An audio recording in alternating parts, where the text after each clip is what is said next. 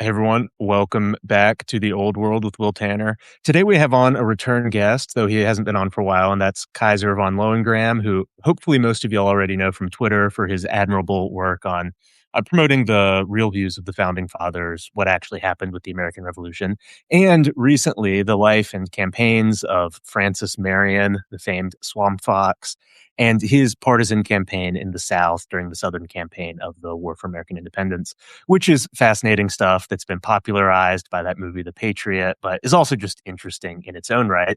And it's particularly interesting for this show because I've recently done the life of Light Horse Harry Lee, the famed cavalier of the American Revolution, who really won his spurs leading the effort in the Southern campaigns or leading Lee's Legion during the Southern campaigns. So I'm excited to talk about one of his contemporaries and the battles they fought together, the war they fought together, Francis Marion. So Kaiser, could you introduce yourself and your interests for people who might not know you before we hop into the subject? Yeah, I go by Kaiser von Lohengram, Kaiser for short on Twitter. I write Substacks on occasion. Mostly I post Substack length Twitter posts quite often. I talk a lot about the American Revolution and the history of it. That is my primary platform. And I just want to say thank you again for having me on. You had me on when I was at probably just over 1,000 followers. We had met at a conference, sparred a bit over Saxons and Normans and a highly autistic debate. But I think you got along quite well after that. And you had me on to talk about it when I was barely starting off. Now I'm closing on 20,000 followers here. So I'm starting to pick up steam, and I've just loved the American Revolution since I was a child. I've always had a fascination with it. I have multiple ancestors that fought at various battles. And so it's always been something that I've loved, and especially getting at the root of who these men were, because I think it's one of the most poorly understood things. Like it with how much it's built up in the mind of the American public, it's still so poorly understood in so many ways. And so it's good to get into the details of it. And I really appreciate in particular your focus on Virginians, because I have a bit of a chip on my shoulder as a Southerner myself, that the North gets so much of the history of this. And I think that you've hammered it really well, that, the man who first proposed independence, Richard Henry Lee, that was a Virginian. The man who led the Continental Army, that was a Virginian.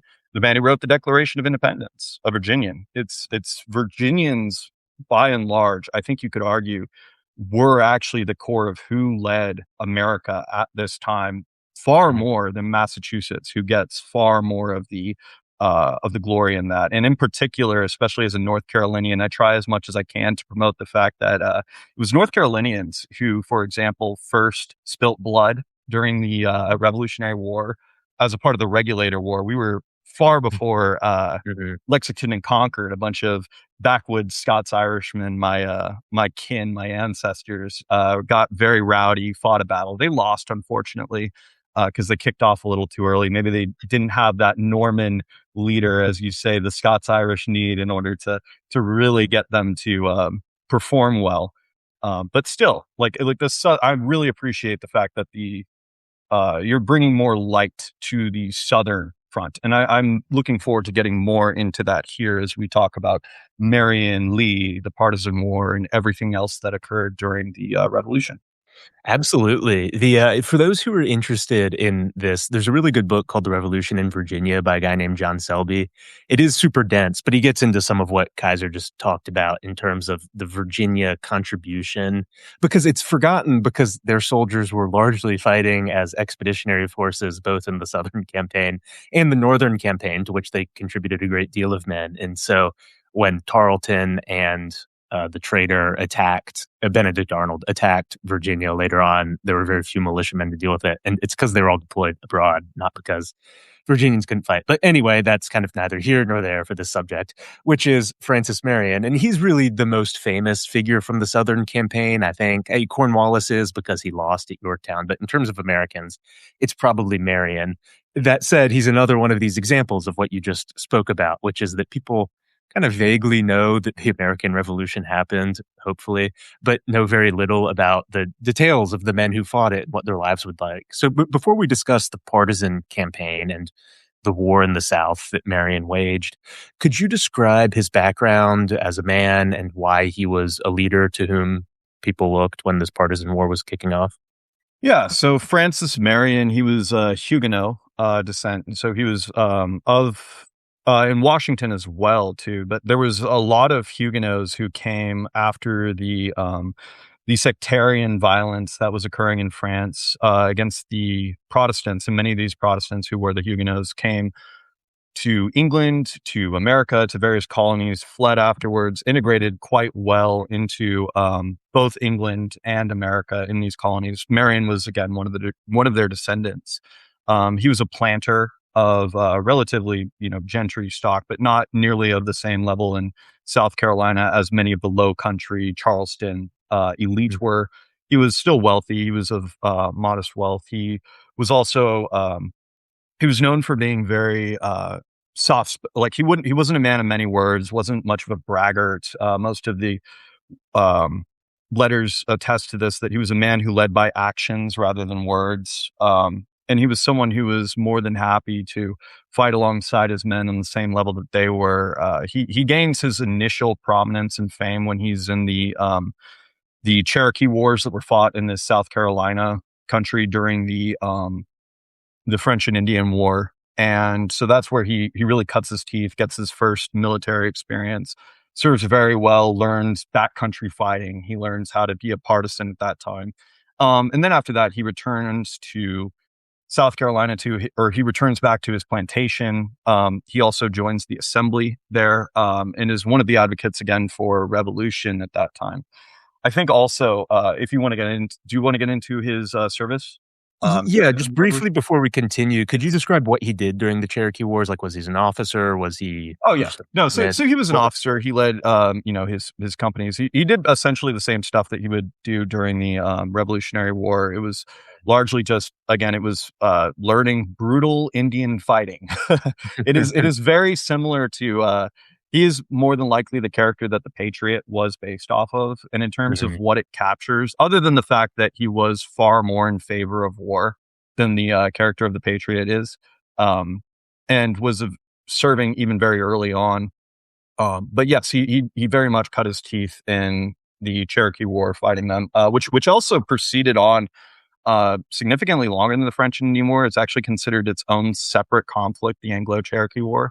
It goes into 61, I believe, as considered something of a separate conflict. But yeah, he mostly just fought against them.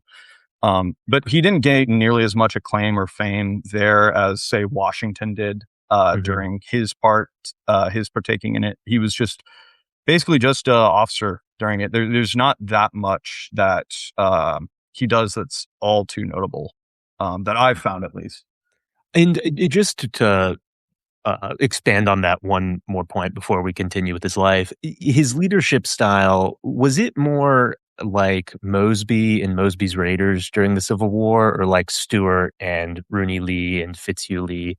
In that, like, was he more flamboyant, or was he more reserved and focused? Because there is that split in Southern cavalry commanders that's in, partisan types. That's very interesting. Do you know which he was more like?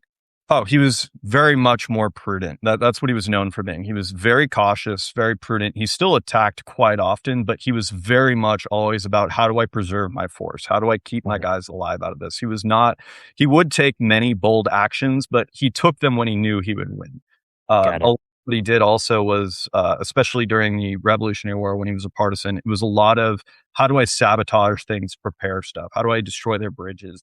How do I set the battlefield to where I have every advantage possible before I even get into an engagement? That was very much how he fought. He also was very relaxed on his men. He understood that they would come and go to him, gave them free leave to enter and return to his service whenever they needed to, as he knew he was leading partisans here. But it was not flamboyant at all. He was very much, he dressed almost identical to his men, especially once he was a partisan leader. He wore, he was notable for wearing a rough scarlet coat, which was the only dye that was available at South Carolina at this time. And the only other notable thing was that he preserved, because he had before been leader of I believe it was the 2nd Regiment of Continentals for South Carolina, and he had a crescent leather cap on it that said "Liberty or Death," and he continued to wear that. But he did trade in his Continental uniform and changed it for a scarlet coat. That was about the most flamboyant thing he had, is that he had a big hat on that had a crescent on it and said "Liberty or Death." That's interesting because I've seen that hat in pictures and then always forget to look it up. So now I know what that was.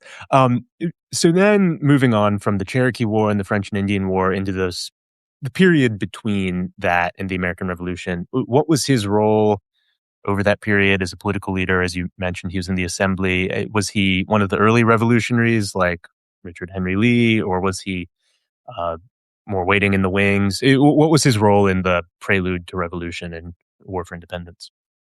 From everything I've seen with it just, he wasn't super prominent. He wasn't Patrick Henry going up and shouting, give me liberty or give me death. He was there, he was present, he was in favor of it, but it was more so he was more in the wings, not really. Again, he just doesn't seem someone who jumps to the fray, who wants to be at the top of these things. He had his position, he had his work, but he didn't, he just didn't do anything that was like very highly recorded or made him very prominent at this time from everything I've seen. The primary source that I'm relying on as well, I quite like it and I would highly recommend it. It was The Life of Francis Marion by W. Gilmore Simms. He was early, the antebellum writer, wrote a lot of fiction as well, and then he wrote several histories, including The Life of Francis Marion. And he writes in a very narrative style. It's very easy to read. It's very entertaining. He has a lot of great accounts where he writes out dialogue between people and what actions they took. He's an excellent writer, and I would highly recommend, especially these writings prior to the War of Northern Aggression, especially as they're writing such a different history than what's written afterwards. So then from there, how does he get involved in fighting in the revolution? What are his early roles? And then how does that transition into the partisan leadership for which he's much more famous than his early service in the Continental Army? Oh, so this is excellent. His primary role where he first fights is at the Battle of Sullivan's Island, which is one of the most incredible battles that occurs early on. You have Colonel Moultrie, I believe, is the one who's in charge of it, but he has this half-finished palmetto log fort that is like the only line of defense for Charleston, as just this on Sullivan's Island. It is literally not even finished. If you were to sail your ships further up the river, they would have been completely exposed to fire. And they had about 400 soldiers stationing this, a bunch of cannons, and Charles Lee, who is, I think, one of the worst commanders, honestly, on the side of the Americans. Side note, not related to the Lee family about no. So no. Yeah. Anyway, please continue. But yes, so Charles Lee is in charge of the entire thing, and Charles Lee decides that there's no way that this fort is going to stand, so he takes away half their powder before the battle even kicks off. And this half-finished Palmetto fort faces off against an entire naval fleet that comes to bombard this small fort. And the beautiful thing about it is that it was saved in large part because of the natural wood that they had used, because it was built of palmettos. And so even though it is getting absolutely bombarded by this fleet, by these ships, the cannon fire is not shattering the wood as it would have. If it was built of almost anything else, it would have been completely demolished by their fire. But because it was spongy palmetto trees, it was said to actually absorb the cannon fire that came into it. And so essentially, you've just got cannonballs now becoming part of the defense of this thing. And they lose almost no one in this fight. It's insane. But they were so short on powder due to Charles Lee that they could only fire, I believe it was just about once every 10 minutes. And so what they had done was they've sparsed out their shots. Whenever the smoke is clear, whenever you have a clear line of sight, just aim, get ready. Whenever we have that shot to use, take it. And it ends up working out. They kill multiple commanders of these ships. They absolutely like demolish some of these. Like they're not even hardly seaworthy by the end of it. They try to sail around because they see, oh, it's half finished. They get caught up on sandbanks because the waters are quite shallow. It ends up playing entirely to their favor, and they completely stop this initial attack that could have easily taken Charleston very early into the war, prior to the declaration even being declared. And this, alongside another battle that is one of my favorites in the entire war, it's a total aside, but the Battle of Moores Creek Bridge, where you had this Loyalist Tory force of primarily Highlander Scots who had just been recently settled there. They try to attack across a bridge that's the last Highland charge, where they come up with mostly broadswords. And they attack at night because they think that the entire force has fled. But actually, they're all entrenched on the other side. They have guns ready, and they literally just charge into waiting, prepared positions and get absolutely mowed down. They retreat. Most of them get captured. But these two battles are interesting because they completely destroyed most of the resistance within the Carolinas. And the Carolinas actually become very complacent after this. They cease to really provide as much. Like, many people don't see as much of a reason for them to provide troops to this. They kind of draw down. Like, there were some ranger regiments or ranger units that they had brought up that also get dismissed. They just can't get people to actually pay into the military forces for the most part, just because it's like, oh, well, we completely crushed these two attacks, both in North Carolina and South Carolina. And so they cease to participate as much compared to Virginia. They get more relaxed. And that continues until the Siege of Savannah, which is, the Carolinas do very well in the Revolutionary War. Georgia does not. They do not have a very good history in terms of what occurred, and Savannah falls remarkably easily.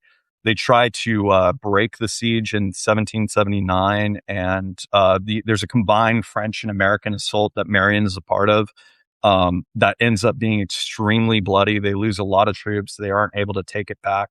And then this just then turns into them pulling more of a defensive action. Charleston gets sieged. She's at Charleston. Again, still a part of more of the regulars at this time. And there's a account that the reason why he avoided the capture and was one of the few officers left after the siege of Charleston, which takes, I believe, around 4,000 troops are lost in this. Which was a very large colonial. Yeah, it's pretty much the entire Southern Continental Army gets destroyed at this engagement.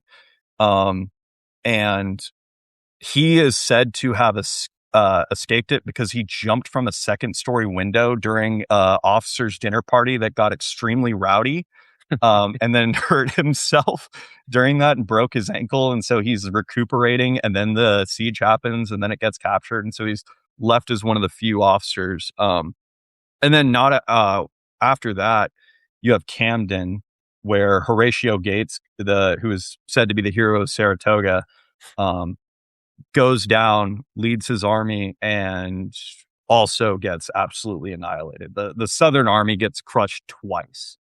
And that's the battle that's portrayed in The Patriot. Just for those who are listening who have seen the movie, they have an aside about that battle where it was really like a huge disaster out in the open for continental forces of the sort that Marion then tries to avoid, right?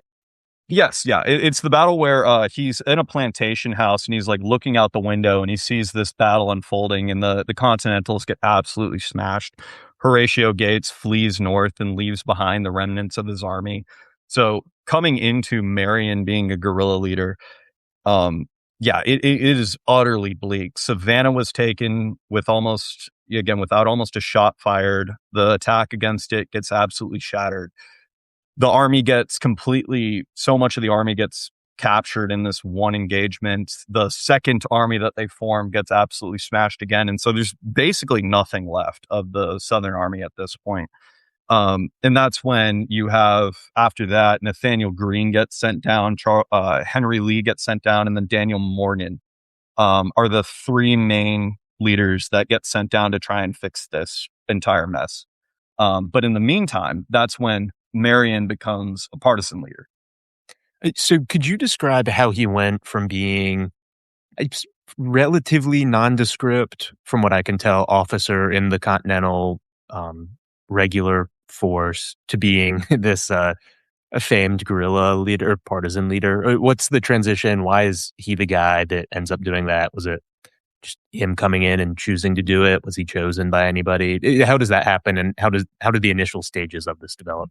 Well, he was pretty much the only one left. I mean, that's really what it comes down to. It was basically just him after all of this that had happened. You still have this force that's coming down from the northern side that is going to replace and take over the shattered remnants, but he's one of the last guys that's around to still fight. And there's an interesting account that happens where Clinton, right after this horrible defeat that occurs, he releases like basically like total pardoning, like you're all, if you just give up, if you take on this loyalty oath, we're going to basically give you, he initially seems like we're going to give you absolutely everything that you want.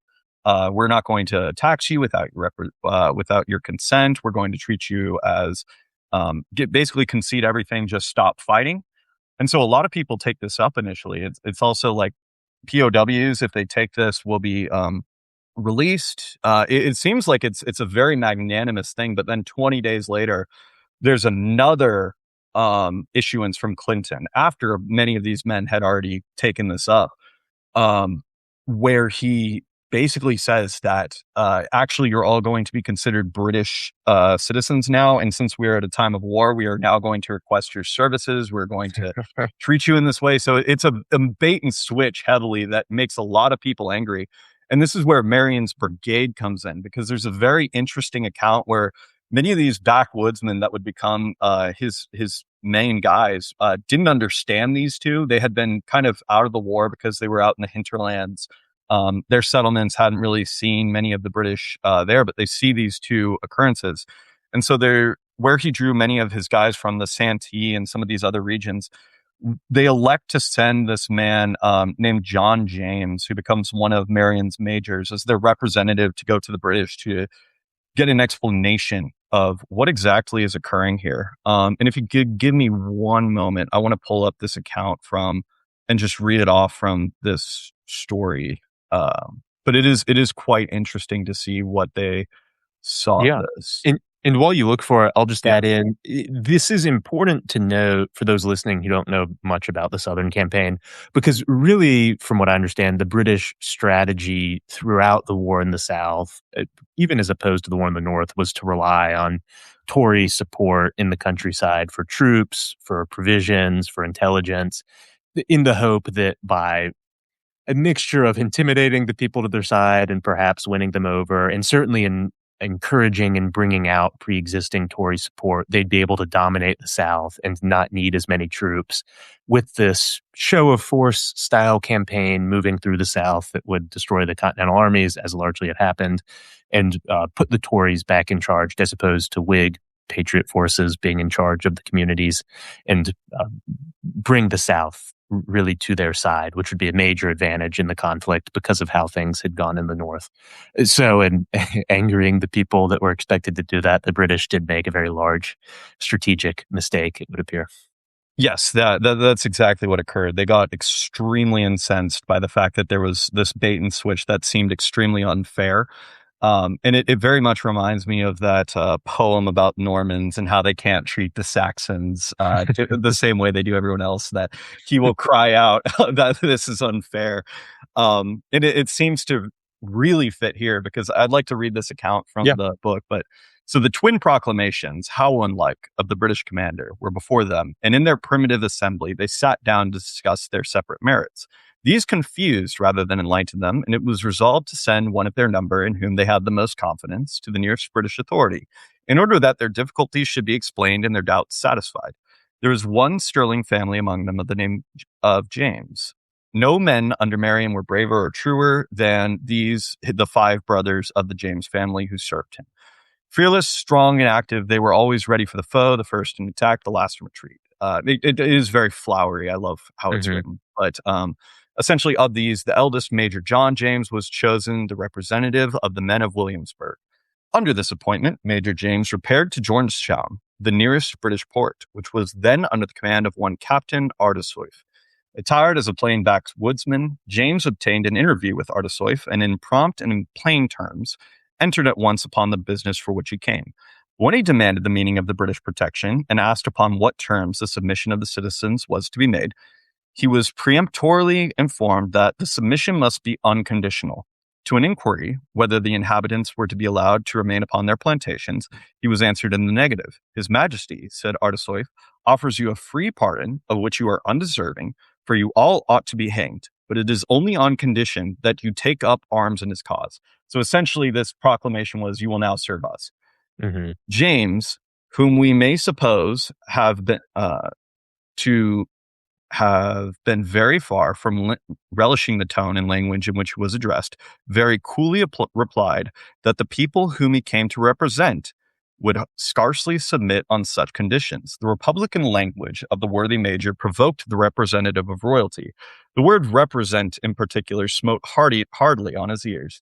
Something, too, in the cool, contemptuous manner of the major may have contributed to his vexation. Represent, he exclaimed in a fury. You'd rebel if you dare speak in such language. I will have you hung up at the yardarm. Ardesoif, it must be known, was a sea captain. The ship which he commanded lay in the neighboring river. He used only a habitual form of speech when he threatened the yardarm instead of the tree. Major James gave him no time to make the correction. He was entirely weaponless, and Ardesoif wore a sword. But the inequality in the moment of his anger was unfelt by the high-spirited citizen. Suddenly rising, he seized upon the chair on which he had been sitting and floored the insolent subordinate at a blow. Then, hurrying forth without giving his enemy time to recover, he mounted his horse and made his escape to the woods before pursuit could be attempted. So essentially, this is one of...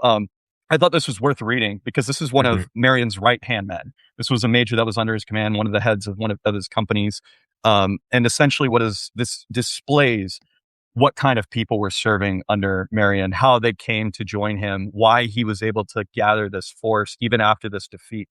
When these proclamations came out, it went from people being completely, hopeless, essentially, that they were in defeat. You get this initial one and it seems like there's a reprieve. We can kind of just sit out the war and we're going to get a lot of what we even complained about.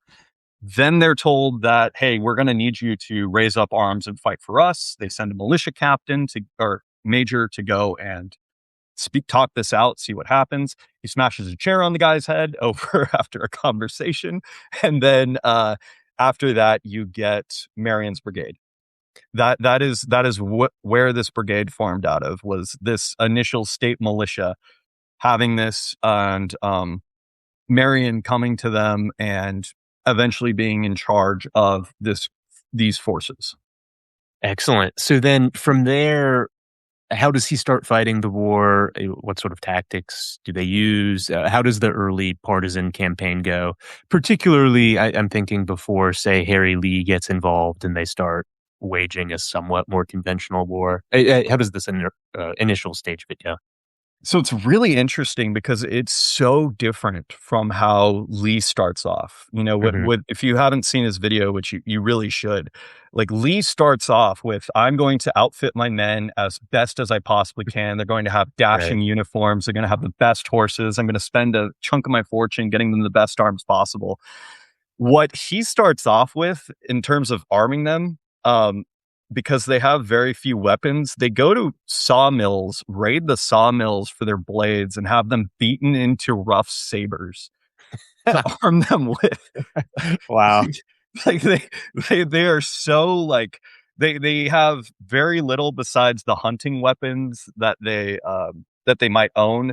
Many of them don't even have guns to begin with. There's talk of sometimes half of them would go out without even weapons and would hope that in the ensuing fights and the different battles, they would be able to capture more guns so they could actually be armed.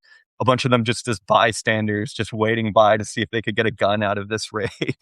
And they're armed with anything and everything. Like it's said earlier too that like some of them don't even have like real guns besides like hunting pieces, like fowling pieces.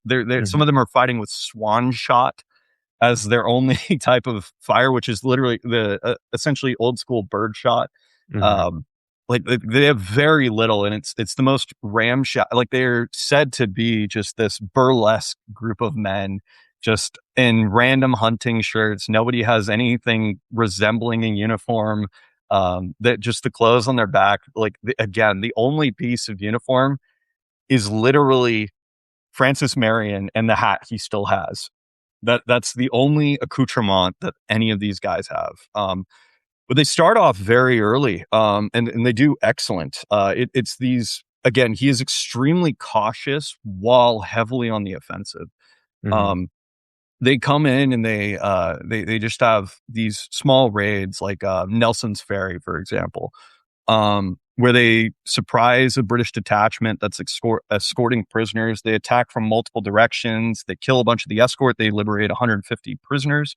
They have a whole bunch of these just early raids. It is actually really similar to what the Patriot portrays, Hmm. where it's just them hitting these positions. One of the things that he would do quite often, one of his most common tactics, was to feint a retreat and then lead that retreat into an ambush. So there was one where there was a strong Loyalist outpost where they had a defensed position, and he feigns an attack, retreats, draws them out of that, but he has a bunch of his men set up in an ambush to then hammer them once they come around the right point. That was quite commonly his most preferred tactic, was to bait them out of a strong point, get them on the chase, hit them while they're maneuvering, and then recoup and assault through. But he was very, very cautious. Like, he loses very few men in most of his attacks. And he tends to only hit wherever he sees vulnerabilities. That tends to be how he fights this war. So then, during this period, who is it that he's fighting? Is it the main force of Lord Cornwallis? Is it British garrisons? Is it Tories? Is it anybody and everybody? Against whom are his forces fighting? For the most part, it's loyalists, it's Tories. He especially early on, there's very few fights that he has against outright like British regulars. A lot of this is him fighting these Tory forces that are around, in just various hit and run attacks, hitting their outposts, hitting their encampments, hitting their supply lines. Um, and that tends to be how he fights, is just taking these small groups of men and leading these various ambushes. Again, it's primarily against Tories. And eventually he does earn the name Swamp Fox out of this, where Cornwallis sends Tarleton after him. Mm. And Tarleton goes to hunt him, and he withdraws out of this. He gets chased for about 30 miles through swamps, creeks, and is just on the run the entire time. And to be clear, the way that they fought is important, because they were all mounted, but only for movement. During combat, it was generally as dismounts. That was their typical fighting style, but they very much relied on having horses in order to be able to maneuver quickly.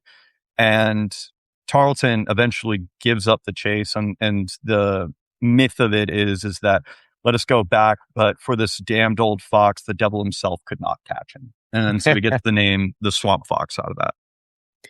So, since you brought up Tarleton, could you describe who he was and why he's infamous in the Southern campaign, and particularly as it relates to Francis Marion? And we'll get into Harry Lee and that later on. Yeah, Tarleton is fascinating because I think in many ways he's the exact opposite to he's the rival to Henry Lee. He's almost identical in many ways, where they're both these gentry class. They're even dressed identically, which plays in very interestingly later on. But they both have green uniforms. They're both dragoon commanders. He leads Tarleton's legion, which is mostly a Tory force. So he's leading mostly Americans in his outfit. And he is very similar to how Lee fights. He is this somewhat elite partisan force that goes out, does raids, hits different people. He becomes famous because he captures the aforementioned Charles Lee when he's stuck at a house at one point.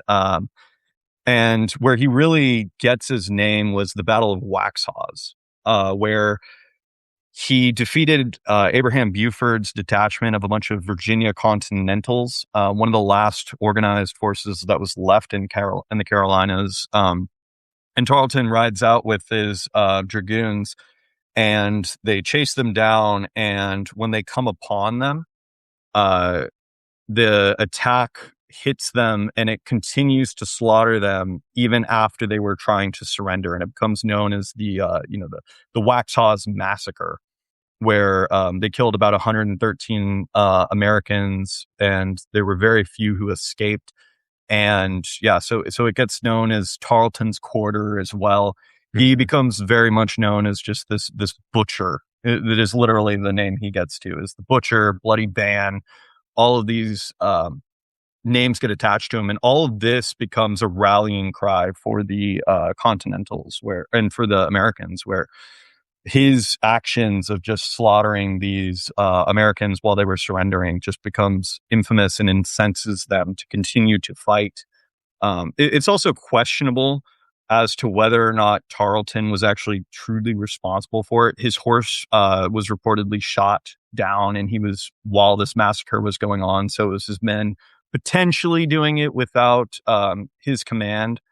So it's possible, if you're in a charitable light, that he is a bit undeserving of the name that he gets. But again, it depends on how you see it. Ultimately, he is the loser, and we won, so we get to write the history books on this one.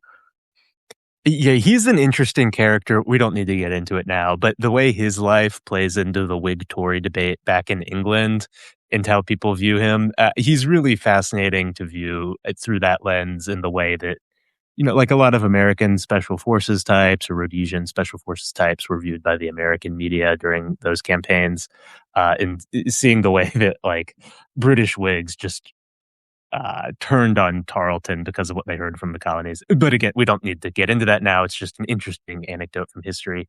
I guess now's as good a time as any to bring up Light Horse Harry Lee and Lee's Legion.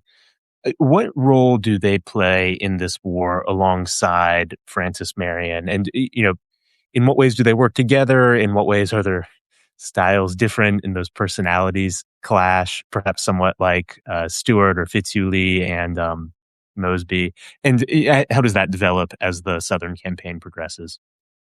Yeah, so Lee comes down with them alongside Nathaniel Greene when Washington dispatches him to reform the Southern Army to build something out of this so that the way they can continue their campaign. And Nathaniel Greene is the one who, when he comes down, he is the polar opposite of Horatio Gates in so many different ways, where Gates is something of a glory hound who wants these grand battles where he gets his name attached to it.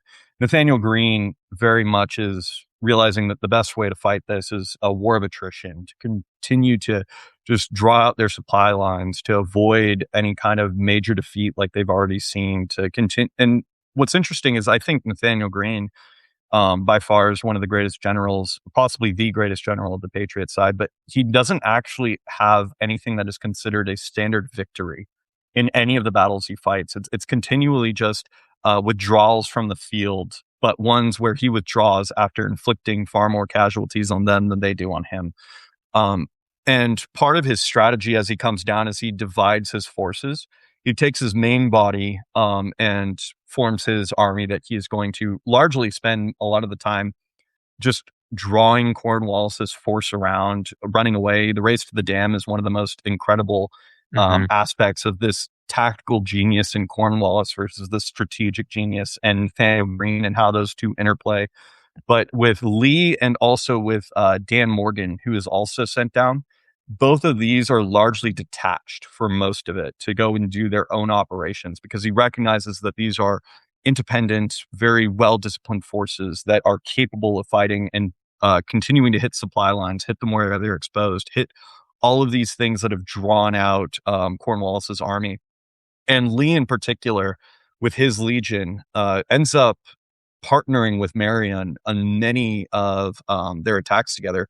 And for the most part, they actually, I can't find anything where they didn't get along well. They seem to have respect for each other. And Lee certainly in his memoirs writes as much, that he did have a respect for Marion, there's not that much friction except for one point, which if you want to talk about the horses and the letters that are exchanged, I think that would be interesting. You might have a different story than I do. One that I saw, and I think this was Charles Royster's Light Horse Harry Lee and the Legacy of the American Revolution.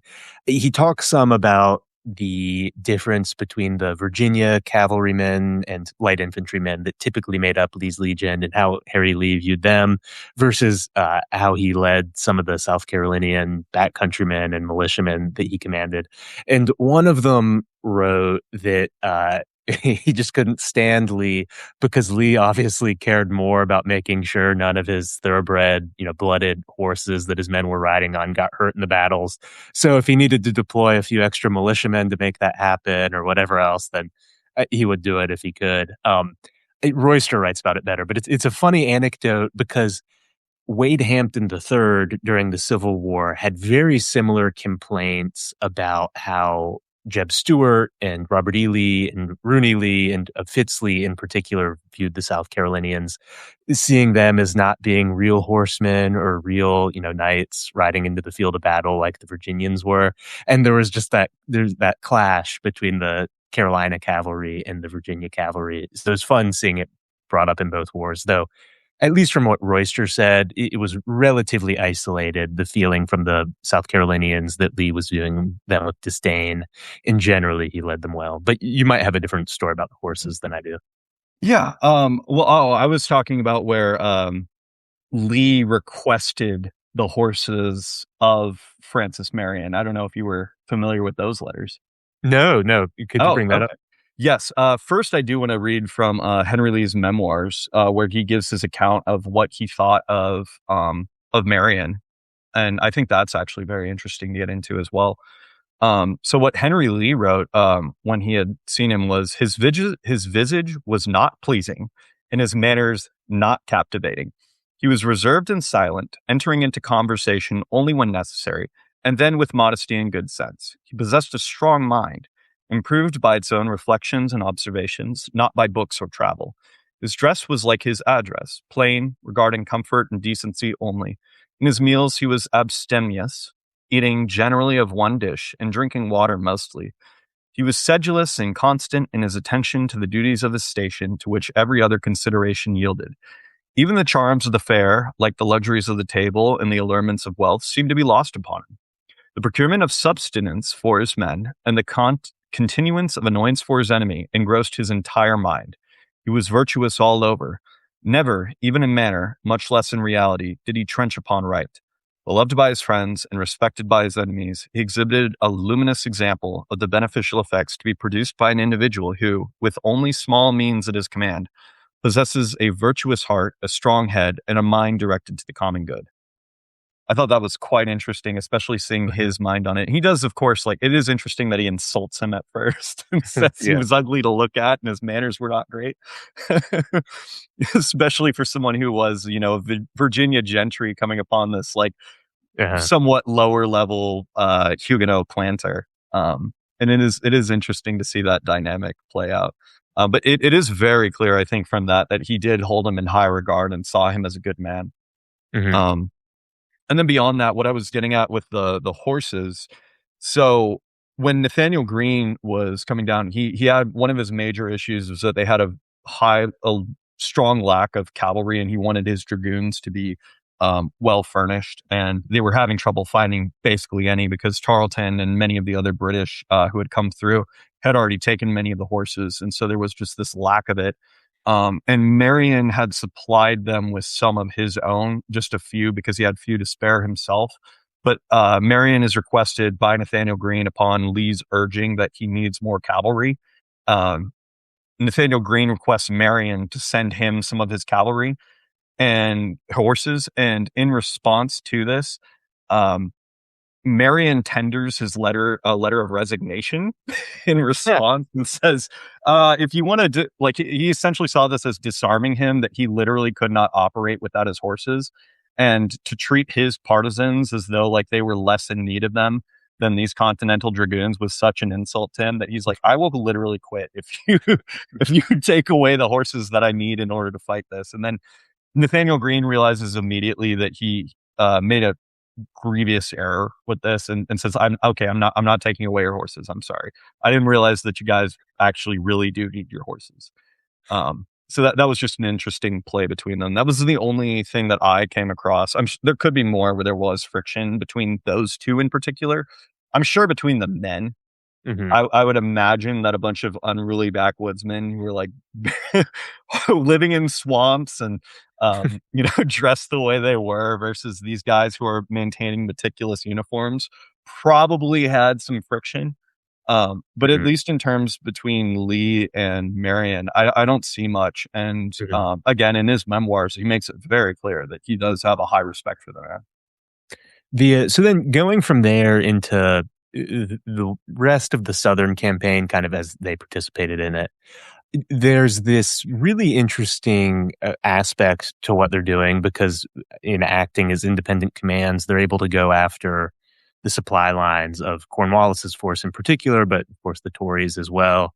And then, so as things are culminating and leading up to Cowpens and Yorktown and that more famous part of the Southern campaign, Lee's Legion related forces, I believe Marion was included in this, are cutting south and slicing through the Carolinas, cutting off the different forts that Cornwallis constructed as he moved north. And in so doing, they're really, cutting off his base of supply, which is part of what pushes him towards the coast in Yorktown. Could you describe that aspect of the war and how Marion's force starts participating, perhaps in a somewhat more regular rather than partisan role, though, to an extent, both ways in this period of conflict? Okay. Yeah, there's some really interesting ones where they have joint operations together that I think Hmm. are definitely worth hitting on. Like the raid on Georgetown is extremely interesting, where Lee's Legion and Marion do this nighttime raid on Georgetown, which did have a fort at it, but they managed to capture Colonel George Campbell, kill his second in command, hit this town, overrun it without a whole lot of resistance, but they don't have any of the capacity to actually take the fort, so they end up withdrawing. There's other ones where they continually just hit these forts. There's a really interesting one during the Bridges campaign where Marion's men are just absolutely destroying every bridge they can find. They're blocking all the different fords to prevent river crossings. They're sniping their foragers as they're trying to get food. They're cutting their communications line until Watson, who was in command of this, was just like basically starving. Like they essentially starve out this particular fort until they end up with this final attack that has the British lose 20 killed. Marion loses only 1, and Watson just goes back to Georgetown in just a complete failure, exhausted, starving. They just tend to fight like this. I think my favorite one though has to be the Siege of Fort Watson. I don't know if Hmm. you're familiar with that one, but Yeah, that's that was one of the ones I was thinking of. There's like yes, that Watson, Mott, and then a third one, the name of which I can't remember. But in any case, please continue. Yeah, Watson is incredible because you have Marion and Lee, and they are sieging this Fort Watson that's on this mound that's held by about 100 or so British regulars and some loyalists. And they have a larger force than them, but they have basically no artillery. And so they have a tough time breaking the fort. And so they have this one of Marion's officers gets this very bright idea in his head where he decides that he is going to build a tower where they stack up these logs and build a platform that's about 40 feet high, that's higher than the fort itself. And then during the night, they wheel it out into position, and then they have snipers that are positioned on top of this, like expert riflemen. And now they have a position where they are seeing over the heads of the enemy there. And they can't even man the walls because they're just constantly getting fired at by these riflemen until eventually they're forced to surrender, taking it. And that strategy too gets employed 2 more times. Hmm. Nathaniel Greene tries it out later on. It ends up not working. They figure out that they can stack sandbags, and then that ends up helping them. And then that siege, they have to break it because a relief column is on its way.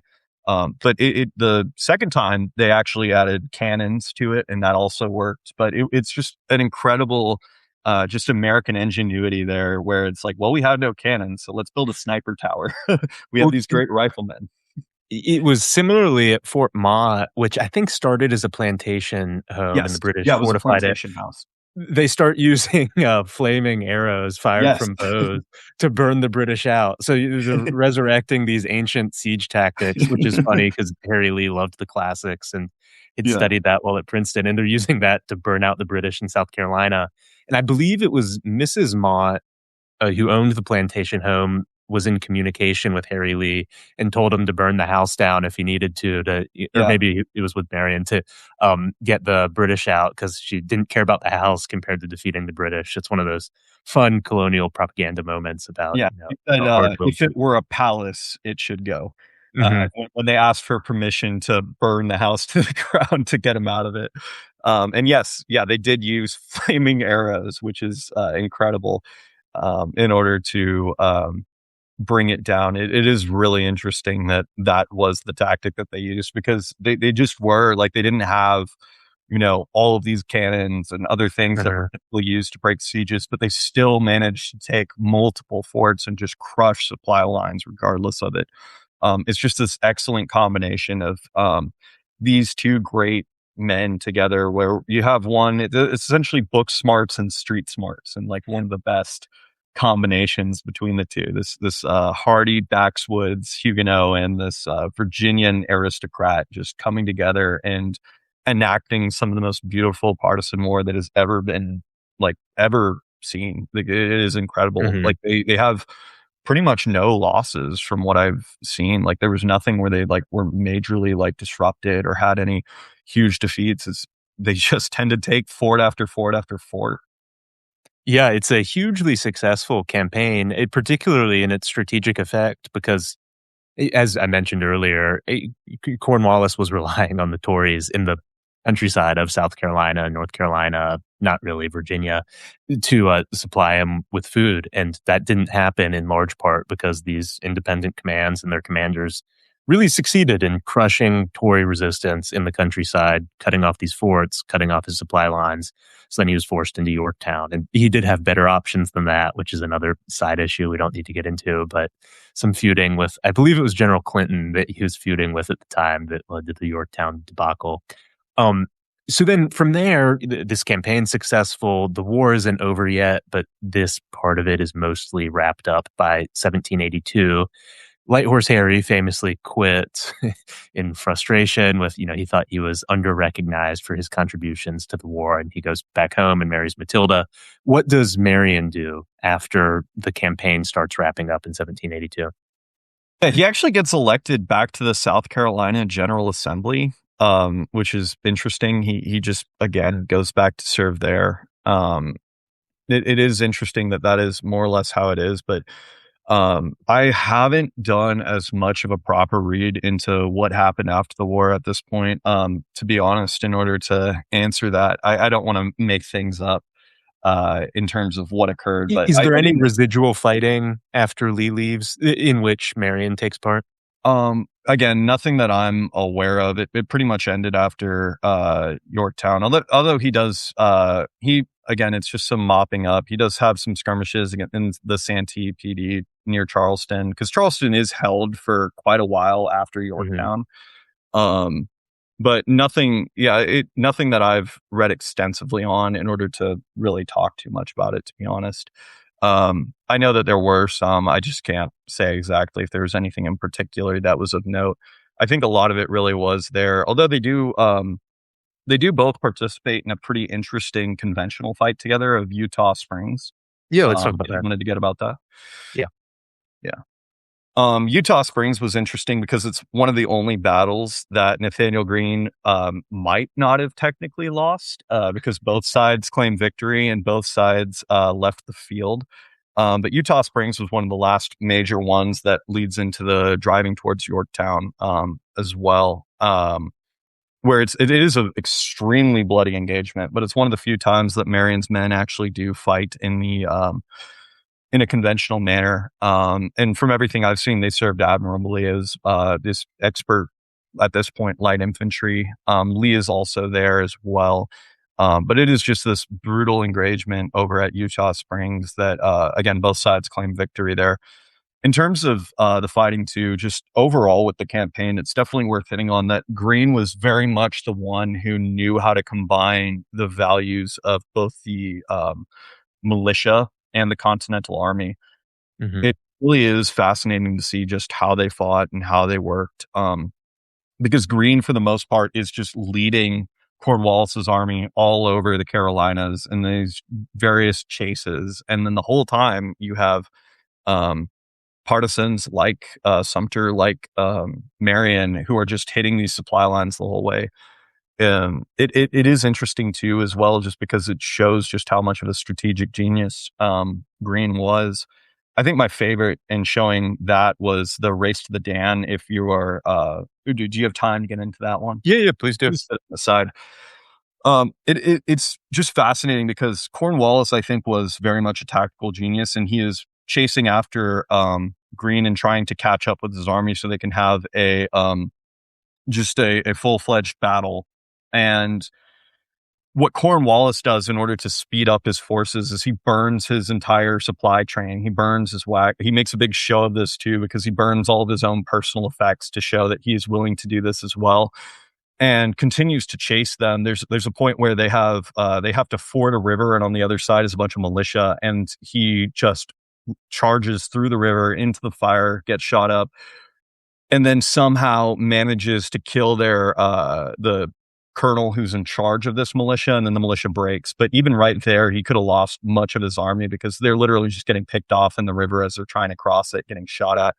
Manages to get across. But the big thing that gets Greene to be able to escape is, prior to all of this even occurring, he has already set up boats to cross several of these rivers to be able to get away from it. He has planned out the logistics of this because he was Washington's logistician. So that's how he operated on. He understood logistics extremely well. He understood how vital these were. And that's how he fought his entire campaign, was just, how do I utilize the land? How do I utilize these supply lines? How do I turn that against them and use it to my greatest effect?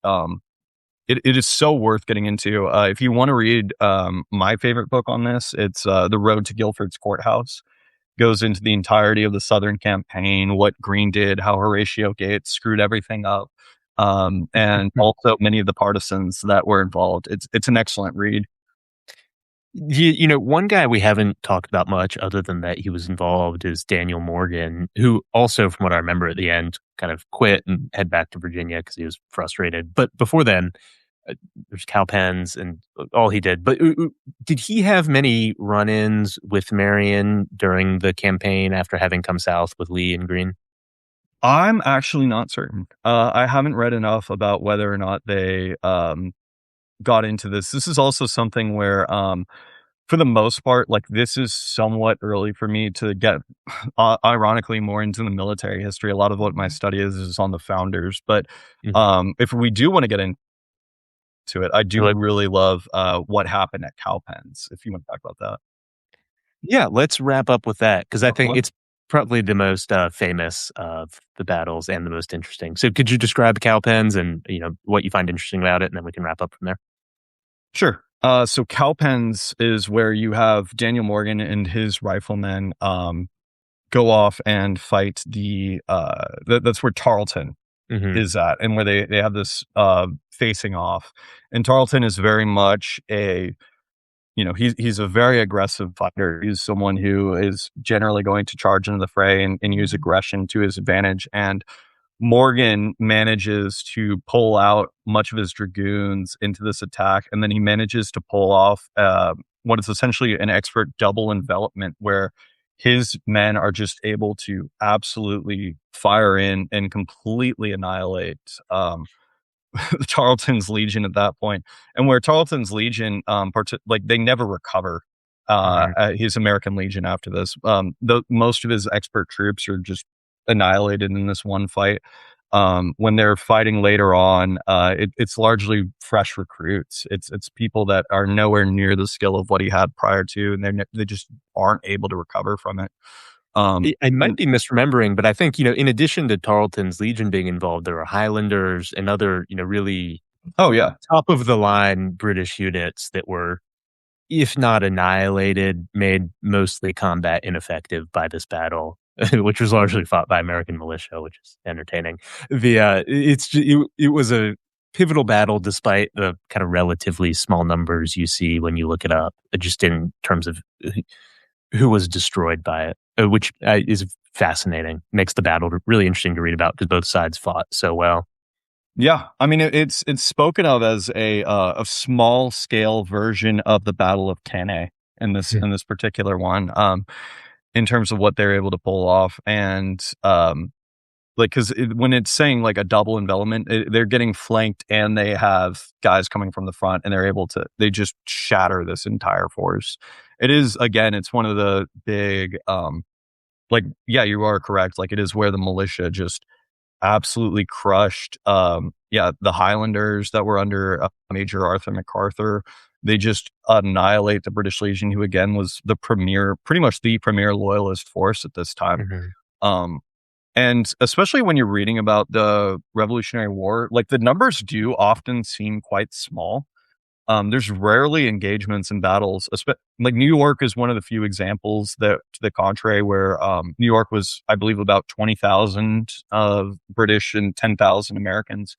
I think that was the largest of the battles. For the most part, like a large battle that you come across in the Revolution is usually between about 4,000, 3,000 men is considered a large fight in this. It's very starkly different from what you read about in the Civil War. And you have to remember, again, these battles were across the entirety of America at this time, which was only had about 2 million or so people, a little over that, 2.5. And the British are sending expeditionary forces to this. These are very hard to supply and bring on. They have to bring on Hessians. They are relying heavily on Loyalists. It's such a spread out war that they're trying to take on, that it does end up where like Cowpens is a major battle, and there was only like less than about 3,000 people in the entire fight. And it does lead to just an absolute destruction of many of these premier forces by, again, militia. Absolutely. So as we wrap up, do you have any concluding comments? Doesn't need to be anything long, just, on what you find interesting about this and why you think this campaign in particular is worth studying.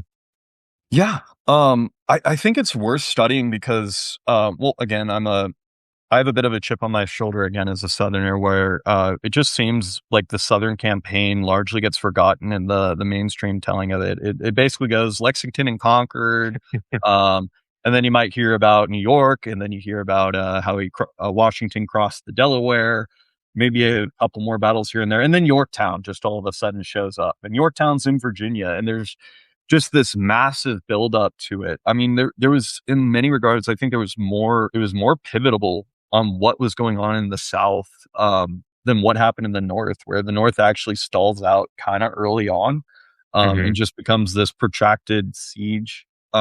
Whereas the South is far more dynamic. And that is where like the real partisan fighting comes in. And you have so many interesting things that occur there. Again, like I touched on this, the Highlanders in the last Highland charge fighting with broadswords occurs there. You have like the Over Mountain men fighting there in the incredible Battle of Kings Mountain, which you could do an entire episode on. You have all of these backwoods frontiersmen. There's these interesting dynamics where there's partisans will often pick Loyalist or Patriot based off of different rivals, especially among many of the backwoods and the Ulster Scots, where these family feuds turn into one side or another joining. Whether that determines whether they're a Patriot or Loyalist much more than any politics do. It really shows just how different things were. And one of the other things that I really love about it is because a lot of the mainstream, especially like when you read about like what modern history speaks of South Carolina in particular, it will often denigrate the South Carolina aristocracy pretty heavily. And it'll say things about how like, oh, well, they hardly participated or they didn't do much. But you do find so many of the elite and the gentry participating in these wars, leading these, like being officers in this command, and a large part like why they don't participate. Like Charleston gets taken, and they fight for that's why you see so few of them in it for much of it, because there's this massive capture of this city.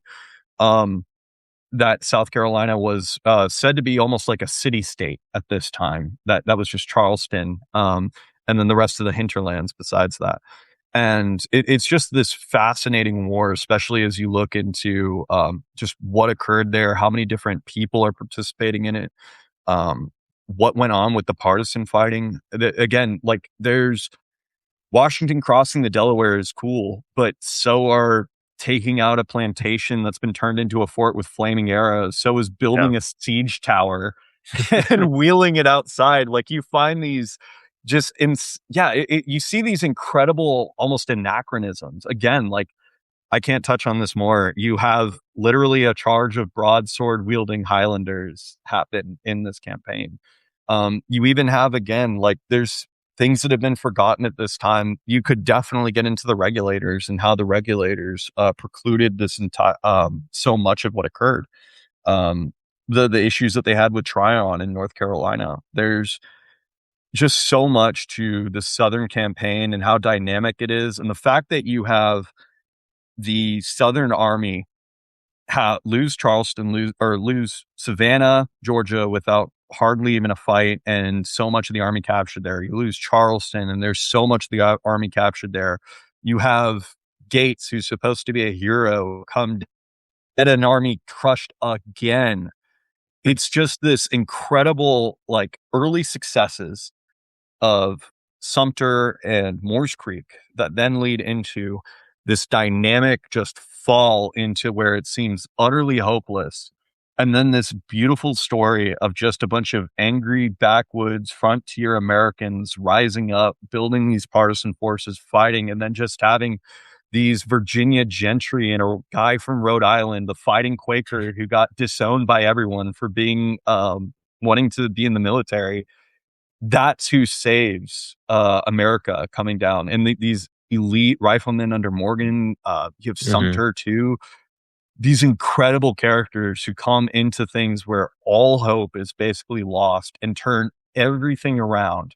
And they're the ones who make it that, Yorktown is able to occur in the first place. It's their blood, their sweat, their toil that turns into the victory, and they are not nearly recognized enough for it. Absolutely. I think that's a great place to end. Where can people find you and find your work?